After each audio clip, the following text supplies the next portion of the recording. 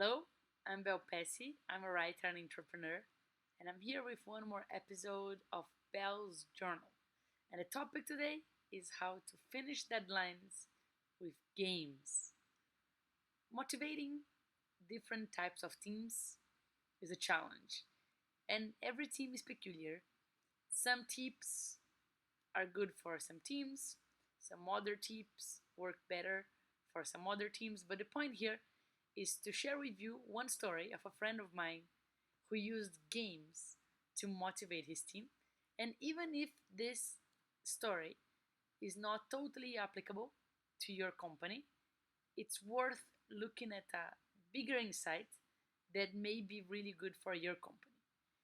So, my friend's challenge was to better organize people's tasks and to raise productivity in the company. Every day, the time people would leave, things weren't finished.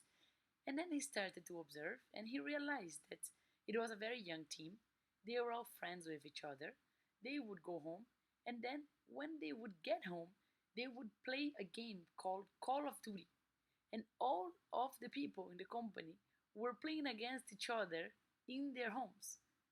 So every day they would go to work, they would rush to get things done. Sometimes they would have to work a little later on, and then when finally they would get home, they would get together online to play Call of Duty. He looked at that and he said, I will try to do an experiment here. And this was his idea. He called everyone and he said, starting today, 5 p.m., it's Call of Duty time.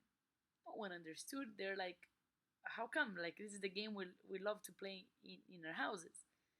That's it. So here's the deal, 5 p.m. is Call of Duty time, but you can only participate if you finished your tasks for the day. And some interesting things started to happen. For example, in some days, one person would be right on time and would finish everything that person had to do. But if the other ones didn't finish, that person was alone. Who would she play against? So it started to become a more collaborative place because everyone wanted to finish at the same time so they could play together. That's one. Two, of course, the very first day he started, when he sat down and said, "What do you think is possible to do until 5 p.m.?" People would guess some things, and they would get some things right and some things wrong. And on the first day, many times the estimations would be wrong. On the second day as well, but afterwards, as people would every day estimate again, they became really good at estimating, and they knew much better what they could truly do. There was a calibration there because every day they were looking at that to see how they could do more or how they could spread more of the things or how they could divide it better. So this was interesting as well.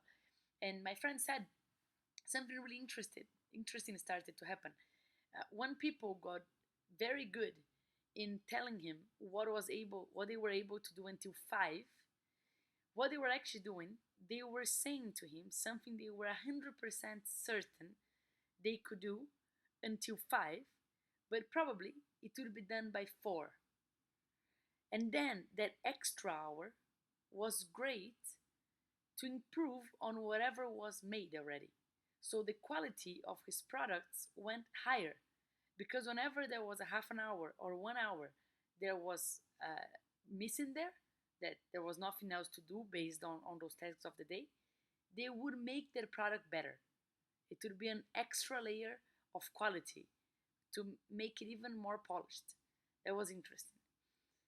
And then the company got to know better what each of the people was doing during work hours, not only when they were at home playing together. And of course, some parts of this story are completely applicable for your work, some are not. But there is a bigger motivation here, which is interesting.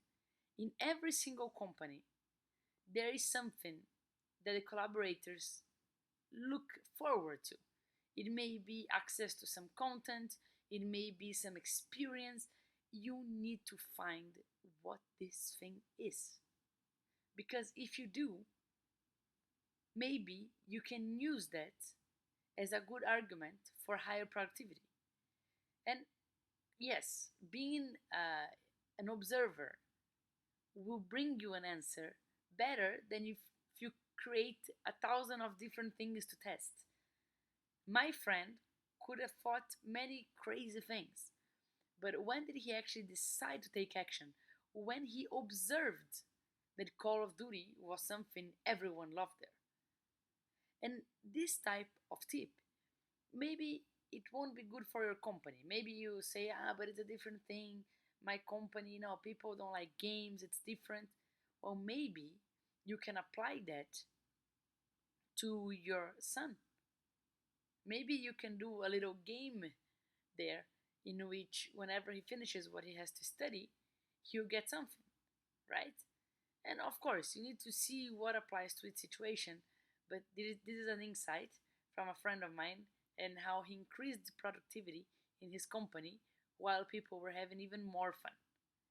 If you like that story and if you have a similar story, or if you've seen someone who transformed deadlines in games, I would love to learn more about it. Please comment here. I would really, really love to read your comment. And if you're wondering, how can I develop? I want to develop this type uh, of of vision. I want to see through the eyes of a journal. How do I do it? Well, first tip is to start a journal, because that brings you more to reality, so you can take notes and learn from those notes. Take insights from your life and apply those insights to grow even more in your life. Two, a good advice is to tell this story, the one you just heard now, to other people. When you do it, you practice what are the main points that really stuck with you, and how you can develop some of these points in other situations of your life.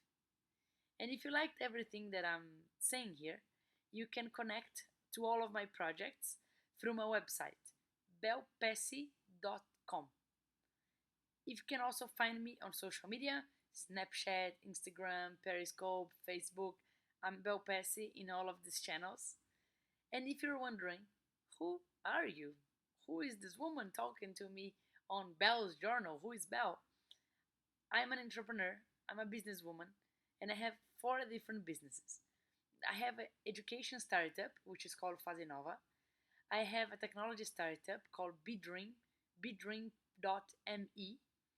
I have a publishing company called Encla, and I have a digital and ad agency that takes care of all my projects and other people's projects as well. Thank you so much for watching. I hope you enjoyed, and see you at the next page of Bel's Journal.